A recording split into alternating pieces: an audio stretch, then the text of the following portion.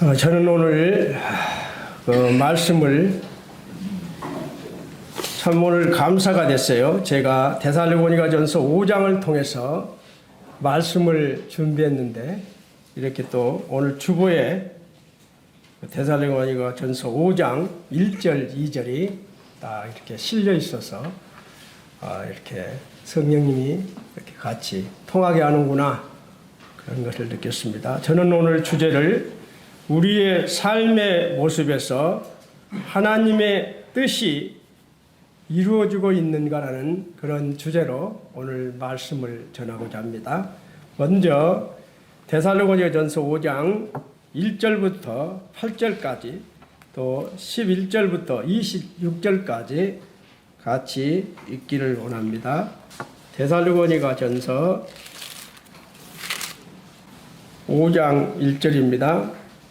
시작. 형제들아, 때와 시기에 가나에는 너희에게 쓸 것이 없음은 주의 날이 밤에 도둑같이 이를 줄을 너희 자신이 자세히 알기 때문이라. 그들이 편안하다 안전하다 할 그때에 임신한 여자에게 해산의 고통이 이른가 같이 멸망이 갑자기 그들에게 이르리니 결코 피하지 못하리라. 형제들아, 너희는 노dom에 있지 아니하며 그날이 도둑같이 너희에게 임하지 못하리니 너희는 다 빛의 아들이요 낮의 아들이라.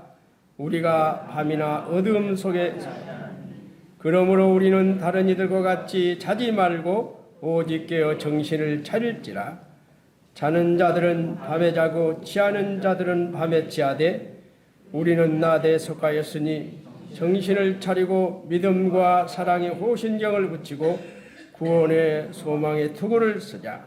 11절입니다. 시작. 그러므로 피차 권면하고 서로 덕을 세우기를 너희가 하는 것 같이 하라. 형제들아, 우리가 너희에게 구하노니 너희 가운데 수고하고 주 안에서 너희를 다스리며 권하는 자들을 너희가 알고 그들의 역사로 말미암아 사랑 안에서 가장 귀히 여기고 너희끼리 화목하라. 또 형제들아, 너희에게 권면하노니 게으른 자들은 권계하며 마음이 악한 자들을 격려하고 힘이 없는 자들을 붙들어주며 모든 사람이 오래 참으라. 삼가 누가 누구에게든지 악으로 악을 갚지 말게 하고 서로 대하든지 모든 사람에 대하든지 항상 선을 항상 기뻐하라. 쉬지 말고 기도하라. 범사에 감사하라. 이것이 그리스도 예수 안에서 너희를 향하신 하나님의 뜻이니라. 성령을 소멸하지 말며 예언을 멸시하지 말고 범사에 헤아려 좋은 것을 취하고 악은 모든 모양이라도 버리라. 평강의 하나님이 친히 너희를 온전히 거룩하게 하시고 또 너희의 온 영과 혼과 몸이 우리 주 예수 그리스도께서 강림하실 때에 흠없게 보존되기를 원하노라. 너희는 부르시는 이는 미쁘시니 그가 또한 이루시리라. 형제들아, 우리를 위하여 기도하라. 거룩하게 입맞춤으로 모든 형제에게 문안하라. 내가 주를 힘입어 너희를 명하노니 모든 형제에게 이 편지를 읽어주라. 우리 주 예수 그리스도의 은혜가 너희에게 있을지어다. 데살로니가 전서 5장에서 나오는 참 이 말씀을 기록하게 된 동기는 사도 바울이 제2차 전도 여행 중에 유럽 지역에서 첫 교회를 세우지요. 유럽 쪽에 가서 첫 교회를 세운 교회가 바로 빌립보 교회였습니다.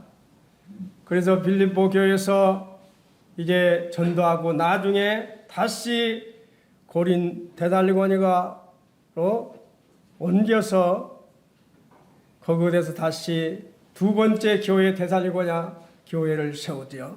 그곳에서 이렇게 전도를 하는데 불량배들과 또 그 유대인들이 폭동을 일으켜서 도저히 데살로니가에서 전도할 수가 없어서 바로 이제 도망가다시피 하지요. 그래서 3주간을 데살로니가에서 이렇게 말씀을 전거하고 베레아에 갔는데 베레아에까지도 따라와서 데살로니가 그 유대인들과 불량배들이 따라와서 도저히 사도 바울에게 전도할 수 없도록 만들지요. 그래서 베레아에서 다시 아덴으로 갑니다. 아덴에 가서 이제 이 본서의 1장에서 나오는 사도 바울이 이제 등장하는 특히 디모데와 실라를 아덴으로 사도 바울이 부르죠. 그래서 여기에서 디모데와 실라를 아덴에서 이제 합류를 하게 됩니다. 언제나 사도 바울은 마음에 눌림이 있었어요. 데살로니가에서 3주면 며칠입니까? 21일간 전도를 해서 세운 교회가 바로 데살로니가 교회입니다. 참 우리가 지금 같으면 상상이 안 되죠. 3주간을 전도했는데 그곳에 교회가 세워졌어요. 그렇기 때문에 사도 바울은 언제나 마음에 눌림이 있었습니다. 저기 데살로니가에 가서 교회에 정말 그 성도들에게 더욱 양육을 해야 되는데, 더욱 말씀을 전거해야 되는데 그런 눌림이 있었지만 데살로니가에 가려고 할 때마다 참 갈 수가 없었어요. 연속 갈 수가 없는 상황이 되어서 완전히 좌절하고 있을 때, 그럴 때 이제 참 재방문을 해서 어떻게든지 데살로니가 성도들에게 힘을 주고 싶어 했지만 갈 수가 없었습니다. 그래서 부득이하게 사도 바울이 자기 대신 누구를 보냅니까? 디모데를 보내게 되지요. 디모데를 보내서 이제 디모데에게 데살로니가에 가서 성도들의 신앙을 굳게 하고 고난을 위로하며 환난을 이긴 힘을 주고자 그를 파견한 것이죠. 그래서 사도 바울은 이제 보내놓고 아덴에서 또 고린도로 옮겨서 복음을 전하고 있을 때 디모데가 돌아옵니다. 디모데가 돌아와서 데살로니가 교회 성도들이 참 믿음 안에서 굳건히 서 있는 것을 이야기하지요. 믿음의 역사와 사랑의 수고와 소망의 인내로서 이렇게 잘 섬기게 있다고 디모데는 사도 바울에게 다녀온 이야기를 다 이야기를 합니다. 그때 사도 바울은 데살로니가 전서 성도들에게 믿음과 사랑과 소망을 칭찬하면서 이 편지를 쓰기 시작하는 것이죠. 환난 가운데서 믿음의 본을 보인 것을 격려하기 위해서 본서를 기록하게 된 것입니다. 5장에서는 더불어 재림을 기다리는 신앙인으로서 마땅히 실제 생활에 있어서 추구해야 할 바에 대한 교훈을 주기 위해서 사도 바울은 데살로니가 성도들을 생각하면서 이 글을 적고 있는 것입니다. 데살로니가전서 5장에서 사도 바울은 주님의 재림을 기다리는 성도들이 가져야 할 자세에 대해서 설명하고 있어요. 어둠을 피하고 빛 가운데 거하며 서로 사랑하라고, 그리고 서로 화목하라고 강조하고 있습니다. 그리고 주님의 재림 때까지 깨어 기뻐하고 기도하고 감사하면서 매일의 삶을 성실하게 살라고 우리에게 지금 권면하고 있는 것이죠. 저는 어제 예배를 준비하면서 참 이 말씀을 대하면서 너무나 감사가 되었어요. 너희는 다 빛의 아들이요 낮의 아들이라. 우리가 밤이나 어둠에 속하지 아니하나니. 참 저 같은 이런 자를 빛의 아들로 낮의 아들로 살도록 어둠에 속하지 않도록 인도해 주신 아버지 하나님께 감사가 됐어요. 그래서 어제 그 글을 적고 아침에 일어나서 이제 정리를 다 했습니다.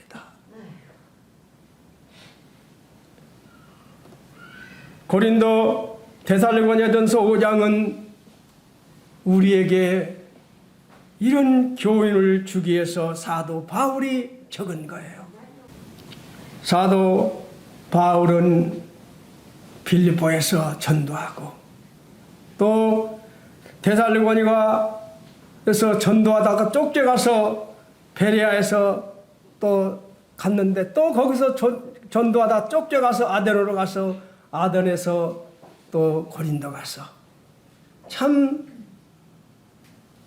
이런 삶을 살아가는 사도 바울이 우리에게 이런 글을 적은 것입니다. 데살로니가 교회는 사도 바울의 2차 선교 여행 때 불과 3주간 21일의 사역의 열매를 매로 세워졌으나 매우 견고하게 세워졌던 교회가 바로 데살로니가 교회죠. 3주간에 걸쳐서 세워진 교회, 1년 6개월밖에 되지 않았던 교회가 아가야 마게도냐에서 아름다운 간증을 남기게 됩니다. 그렇죠. 3주간에 걸쳐서 세워진 교회, 1년 6개월밖에 안 됐던 교회가 주변에 많은 영향력을 미쳤던 교회가 바로 데살로니가 교회죠. 사도 바울은 주님의 재림을 기다리는 성도들이 가져야 할 자세를 자세히 설명하고 있어요. 신약 성경 260장 중에서 주님의 재림에 대해서 무려 318번이 언급되고 있다는 사실입니다. 마태복음에서부터 시작해서 요한계시록까지 매 20절부터 20절마다 1절은 주님의 재림에 대해 언급하고 있다는 사실. 얼마나 중요하고 다르고 있는 사실입니까? 재림에 대해 이렇게 해서 사도 바울은 또 이렇게 언급하지만 성경 전체 260장, 신약성경 260장 중에서 388번이나 재림에 대해서 언급하고 있다는 것이에요. 그 중에서도 데살로니가전서는 책 전체가 주님의 재림의 문제를 다루고 있다고 해도 과언이 아닙니다. 신약 성경 가운데 매 장마다 주님의 재림을 언급하고 있는 책이 바로 데살로니가 전서입니다. 사도 바울은 재림의 시기는 아무도 예측할 수 없다고 말하고 있습니다. 성도가 주의 재림에 대해 철저히 준비할 것을 사도 바울은 강조하고 있습니다. 주의 날은 밤에 도적같이 임한다고 말하고 있어요. 주님의 재림이 주님이 오는 날이 도둑같이 온다는 거예요. 도둑이 언제 옵니까? 예측할 수 없을 때 오죠. 그날과 그 시기는 아무도 모른다고 말하고 있습니다. 오직 하나님만이 그날을 아심으로 성도들은 늘 깨어 정신을 차리고 있으라고 우리에게 이 성경에서 말하고 있어요. 주께서 재림하는 날은 도둑같이 임하게 될 것이라고 사도 바울은 연속 강조하고 있습니다. 그렇다면 재림에 대한 준비를 어떻게 해야 하는 것입니까? 저는 그래서 2022년 12월 마지막 달을 이제 교절을 이달에 제 설교는 끝나는데 어떤 말씀으로 전할까 기도 중에 데살로니가전서 5장을 선택했습니다. 과연 우리 군산 번영록교회 성도들이 재림에 대해서 어떠한 마음으로 준비하고 있는가를 교제하고 싶었어요. 재림에 대한 준비는 어떻게 해야 합니까? 바로 데살로니가전서 5장 11절에 분명히 말하고 있어요. 그러므로 피차 권면하고 서로 덕을 세우기를 너희가 하는 것 같이 하라고 말하고 있습니다. 성도는 서로 권면하고 덕스러운 생활을 해야 한다는 것이죠. 사랑하는 동생이 또 형님이 집안에서 잘못할 때 그냥 넘어갑니까? 그렇지 않죠. 나이 어린 동생이 잘못할 때는 형으로서 권면을 하지요. 그러나 또 형님이 잘못할 때는 형님 제 생각에는 그것이 아닌 것 같은데 형님 이렇게 하는 게 좋겠습니다 하고 권면하지요. 권면이었다는 것은 사랑이었다는 것이죠. 바로 서로 권면하고 덕스러운 생활을 하라고 말하고 있는 것입니다. 그리고 두 번째는 빛의 자녀답게 살아야 한다고 말하고 있어요. 5절에서 보면 너희는 다 빛의 아들이요 낯의 아들이라. 우리가 밤이나 어둠에 속하지 아니하나니.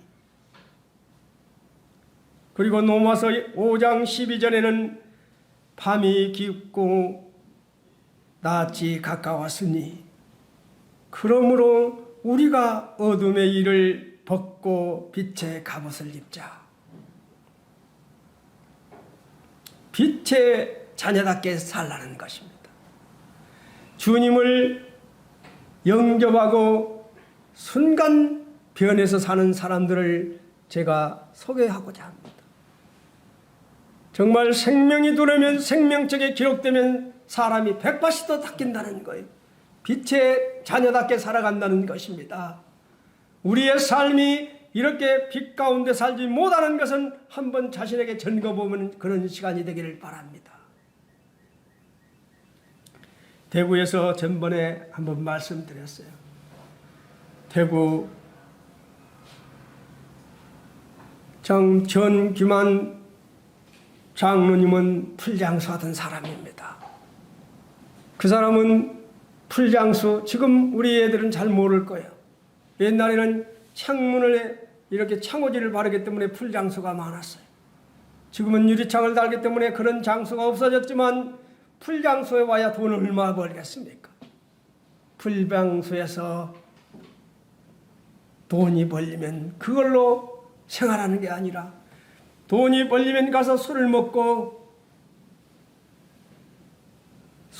나서 그 시장바닥을 난장판을 만들고 또 집에 가서는 아내를 두드러 패고 정말 개망난이로 소문난 사람이 정기만이었어요. 세상 말로 잔놈이었어요.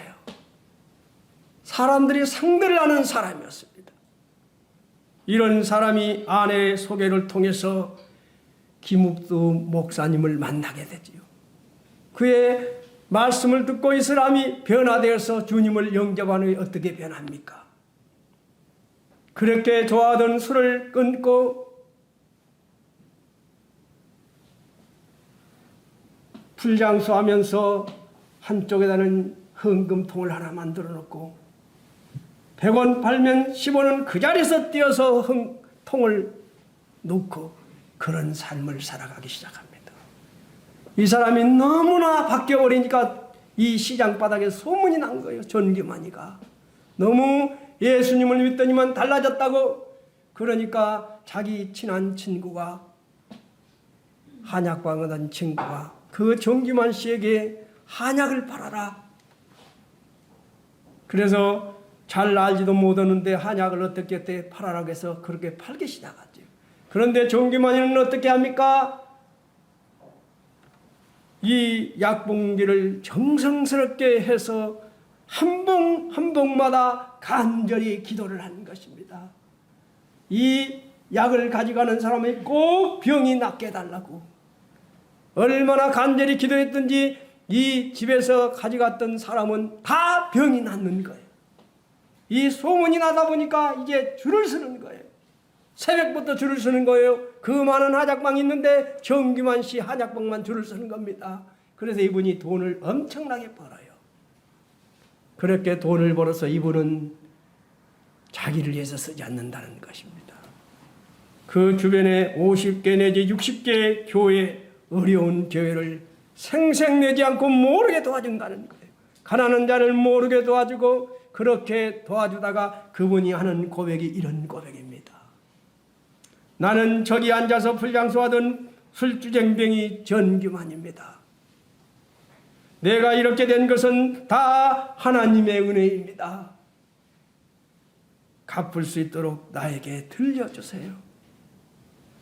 자기가 돈 벌었던 이것을 쓸 수 있도록, 뜻있게 쓸 수 있도록, 하나님께 영광을 돌릴 수 있도록 자기 집에 들려달라는 거예요. 사도 바울이 나의 나된 것이 하나님의 은혜라고 고백했듯이 전기만 장로는 다 하나님의 은혜라고 고백하면서 이런 빛의 자녀답게 살아가지요. 그는 소금이요, 우리는 소금이요 빛이다. 마태복음에 말하죠. 이는 정말 대구에서 그렇게 살아가기 시작합니다. 왜 이 사람이 이렇게 변화됐습니까? 주님의 자녀가 되었기 때문에, 빛의 자녀가 되었기 때문에, 낯의 자녀가 되었기 때문에 이렇게 변화된 삶을 살아갈 수 있었던 것이지요. 그뿐만 아니라 김욱도 목사도 어떤 사람이었습니까? 대구 근방에서는 정말 유명한 깡패, 김두한이 같은 그런 주먹쟁이가 아니라 참 추접한 주먹쟁이였죠. 술주정뱅이요, 주변 사람들을 괴롭히는 사람이었어요. 그래서 얼마나 이 사람이 주변 사람을 괴롭히든지, 옛날에 시골에 가면 모친님들 산당 같은 거 있지요. 선앙당 모시는 그곳에 지나가는 사람마다 오늘은 제발 김욱도를 만나지 말게 해달라고, 그렇게 선앙당에 빌고 갈 정도의 악명이 높은 사람이에요. 그런데 이 사람이 주님을 영접한 후에 목사가 되었습니다. 목사가 되어서 이분이 부흥회를 가는 거예요. 여름에 두루마기를 입고 산을 넘어가는데, 산 정상에 다 올라가서 너무 더워서 두루마기를 다 벗고 있는데, 저 밑에서 덩치 큰 청년이 술을 건드레 먹고 노래를 부르고 올라오는 거예요. 정상에 올라오자마자 나보다 빨리 올라왔다고 김욱도를 막도를 패는 겁니다. 옛날 같으면 김욱도가 맞을 사람입니까? 김욱도 목사님이 다 맞은 거예요. 이제는 술에 취한 사람이 두들마치 두드러 놓고도 이제는 자기가 힘이 없어도 못 때리는 거예요. 그래서 김욱도 목사가 다 때렸느냐고. 이게 다 때렸다고 합니다. 그래서 김욱도 목사가 유명한 말을 합니다. 내가 예수님 믿고 자네가 복 받았네. 내가 죽었으니 자네가 오늘 살았네. 얼마나 의미 있는 말입니까? 내가 죽었으니 자네가 살았네. 십자가에 김욱도가 죽었으니 오늘 자네가 살았다는 그 말입니다. 이 청년이 무슨 말인지 몰라고 이렇게 하는 거. 그래서 이 김욱도 목사님이 말을 하는 겁니다. 이 사람아, 내가 김욱도네. 이 청년이 오줌을 싸버리는 거예요. 그렇게 당당하던 청년이 오줌을 싸고 무릎을 꿇고 싹싹 비는 겁니다. 제발 살려달라고. 어떻게 해야 되느냐고. 그래서 김욱도 목사가 그러면 자네 일주일간만 나 따라다니게. 그래서 일주일간 따라다녀서 그 사람이 주님을 영접하고 나중에 장로가 됐다는 말을 들었습니다. 김욱도 목사가 이렇게 변화된 것은 왜 변화되었습니까? 바로 빛의 자녀이기 때문입니다. 낮의 자녀이기 때문입니다. 나는 주님을 영접하고 얼마나 달라졌는지 우리 자신에게 물어보고 2022년을 정리하면서 한번 생각해 보자는 겁니다. 그리고 말합니다. 늘 깨어 근신하는 생활을 하라는 것이죠. 그러므로 우리는 다른 이들과 같이 자지 말고 오직 깨어 정신을 차릴지니라. 바로 마태복음 25장 1절부터 13절까지 보면은 열 처녀의 비유에 대해서 나오죠. 그리고 25장에서 보는 달란트 비유가 나오지요. 양과 염소의 비유를 나오고 있습니다. 시간이 벌써 가버려서 제가 읽어보려고 하는데 안 되겠어요. 열 처녀의 비유를 잘 아시죠? 5명은 10명 중에 5명은 그때 천국에 마치 신랑을 맞으러 나간 10처녀 같다리니 그 중에 5은 미련하고 5은 슬기 있는지라. 미련한 자들은 등을 가지되 기름을 가지지 아니하고 슬기 있는 자들은 그릇에 기름을 담아 등과 함께 가져갔더니 어때요? 5명은 등만 준비했지요. 기름을 여분 준비를 안 했습니다. 그러나 슬기란 여인은 등을 준비하고 기름을 준비했다는 거예요. 언제 올지 모르겠 늦게 오면 그 기름으로 채워야 되는 거 아닙니까?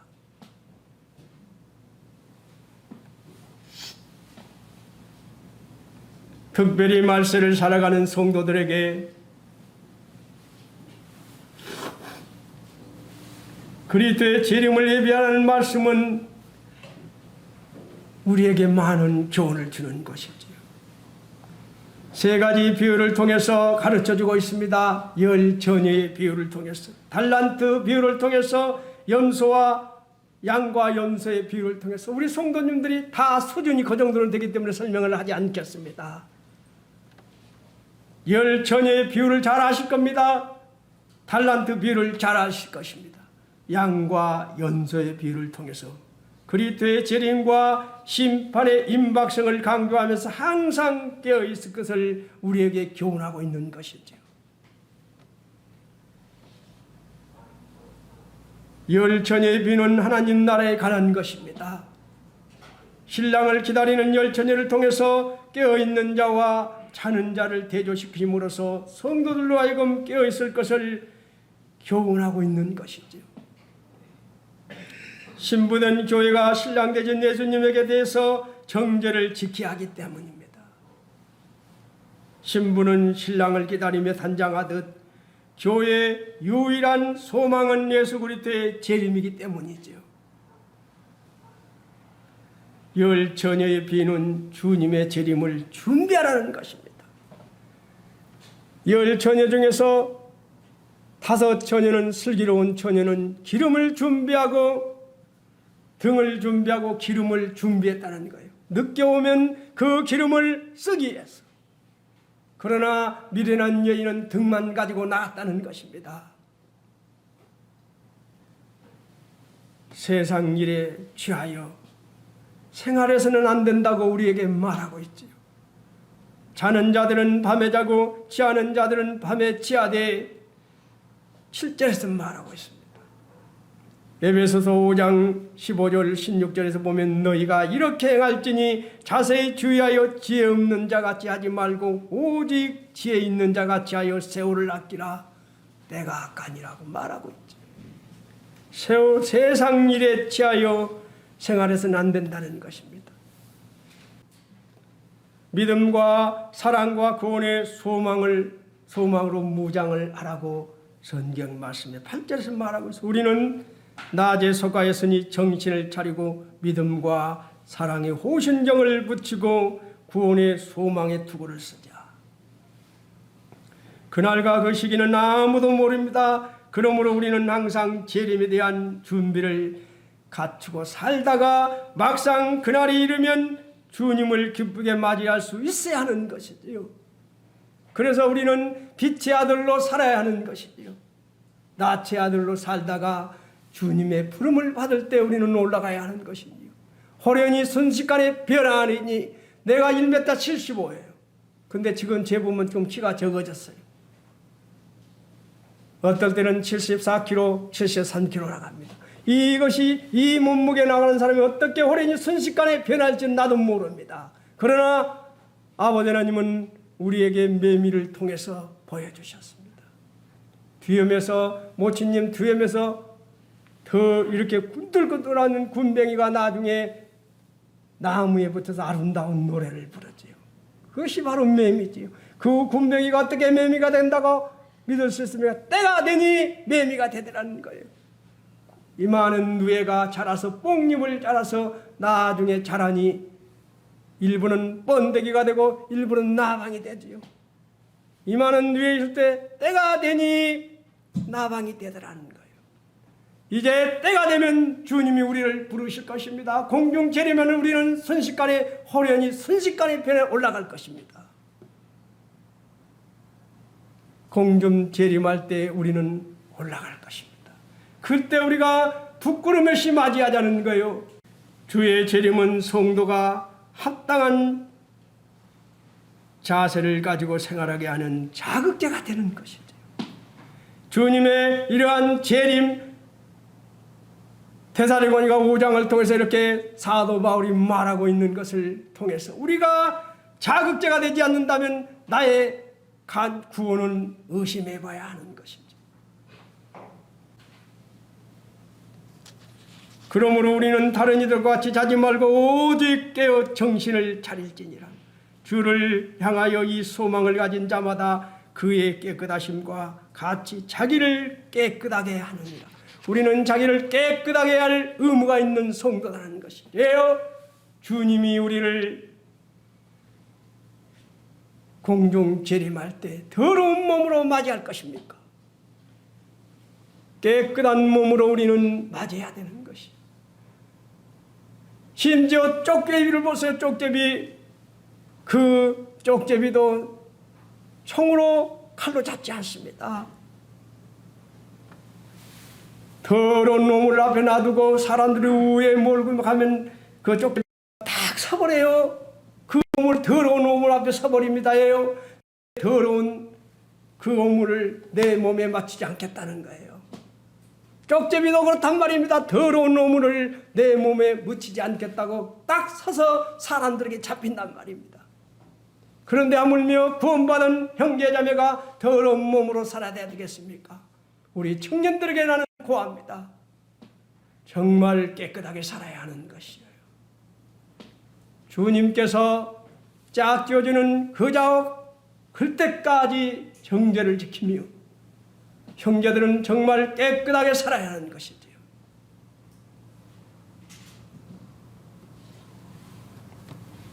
주 예수님께 대한 이 소망을 가진 자들은 하나님의 교회의 유익과 덕을 위하여 적극적으로 교회 활동을 참여하게 되는 것이지요. 구령의 열정을 가지고 살아가게 되는 것이지요. 주 예수께 대한 이 소망을 가진 자들은 자신이 가지고 있는 물질을 드리는 일에 있어서도 인색하지 않는 것이지요. 열심히 하나님 앞에 살아가는 것이지요. 주 예수님께 대한 이 소망을 가진 자들은 하나님의 은혜의 수혜자로서 몸된 교회의 지체로서 자신에게 주어진 책임과 의무를 성실히 수행할 의무가 있는 것이죠.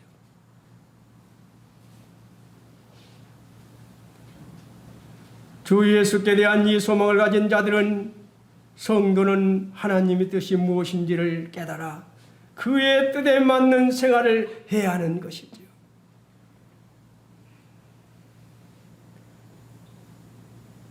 성령을 소멸하지 말며 19절에 말하고 있으며 성령을 소멸하지 말며 성령을 소멸치 말라고 했습니다. 이 말씀은 성령의 활동을 거부하지 말라는 말입니다. 예언을 멸시하지 말며 예언을 멸시치 말라는 것입니다. 하나님 말씀을 가볍게 여기지 말라는 것이지요. 바로 노대 사이들이 어떻겠습니까? 농담으로 여겼다가 그들이 어떻게 되었습니까? 소돔과 고모라 속에서 그들은 비참하게 죽었어요. 농담으로 여겼다가 하나님 말씀을 가벼이 여기지 말라는 것입니다. 범사에 하려 좋은 것을 지하고 범사에 하려 좋은 것을 지하라고 했습니다. 이 말은 이 말씀을 거짓 예언이나 거짓 은사를 구별할 줄 알라는 것입니다. 악은 모든 모양이라도 버리라. 악은 모든 어떤 모양이라도 버리라고 했습니다. 악은 어떤 모양이라도 버리라고 했어요. 다시 말해서 악한 생각과 행동을 철저하게 버리라는 것입니다. 성령을 따라 거룩하게 살라는 것입니다. 마지막에 가까운 오늘날 성도는 성령을 따라 신령한 생활을 해야 한다는 것이죠. 바로 교회는 성령의 공동체라는 것입니다. 그래서 어떤 형제가 어떤 자매가 아프면 마음이 아픈 거죠. 그렇죠. 어떤 자매가 교회를 안 나오면 마음이 아픈 것이죠. 왜 그렇습니까? 같은 성령이기 때문입니까? 왜 교회를 안 나오게 되면 마음이 무겁죠. 같은 성령이기 때문에 기도하면서 기다리는 것이지요. 바로 교회는 성령의 공동체라는 것입니다. 이러한 성령의 공동체가 아니라면 그거는 문제가 있는 것이지요. 거룩하게 입맞춤으로 모든 형제에게 문안하라. 이 뜻이 무엇입니까? 초대교회 당시에는 실제로 손이나 얼굴 등의 입맞춤으로 인사를 했습니다. 그런데 이 기절의 진정한 의미는 성도의 사랑과 연합에 있는 것이죠.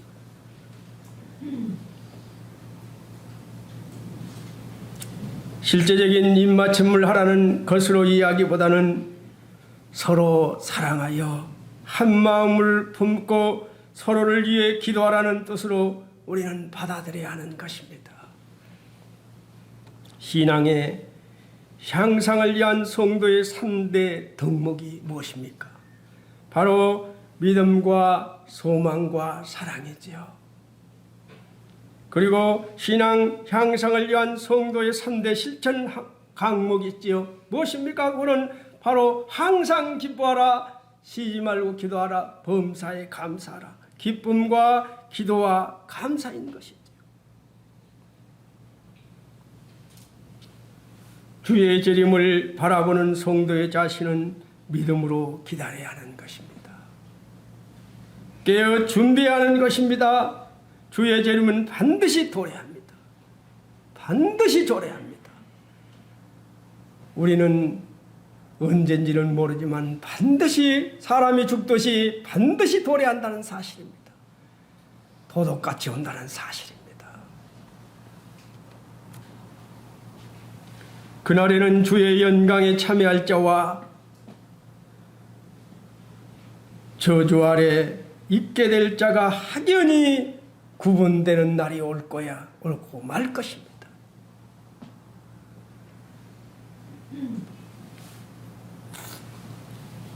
주님께서 성도님들에게 주신 시간, 재능, 물질, 건강 등을 재림하실 때 그날까지 잘 관리해서 정말 선하게 활용해서 우리 아버지 하나님께 영광을 올려드리며 성도에게 덕을 세워야 할 것입니다. 이제 사도 바울은 이런 고백을 했었지요. 사도 바울은 데살로니가 성도들에게 3주 만에 떠났던 그러한 교회를 위해서 1년 6개월밖에 안 됐던 데살로니가 교회가 너무나 아가야 마게도냐 아름다운 간증을 남길 때 사도 바울은 나는 할 말이 없다. 데살로니가 교회 성도들에 대해서는 나는 할 말이 없다고 말했습니다. 과연 우리 군산 번영록교회는 아버지 하나님으로부터 아니 사도 바울이 지금 살아있다면 우리에게 어떤 말을 할 것인가를 생각해보는 시간이 되었으면 합니다. 사도 바울은 나는 이렇게 주님을 섬겼다고 고백을 하고 있어요. 나 이 말씀만 마치고 이제 말씀드리고 마치고자 합니다. 사도 바울은 사도행전 20장 19절, 20절, 21절, 24절에서 이렇게 고백합니다. 나는 겸손과 눈물로 시험을 참으며 주님을 인내로서 섬겼다고 말하고 있습니다.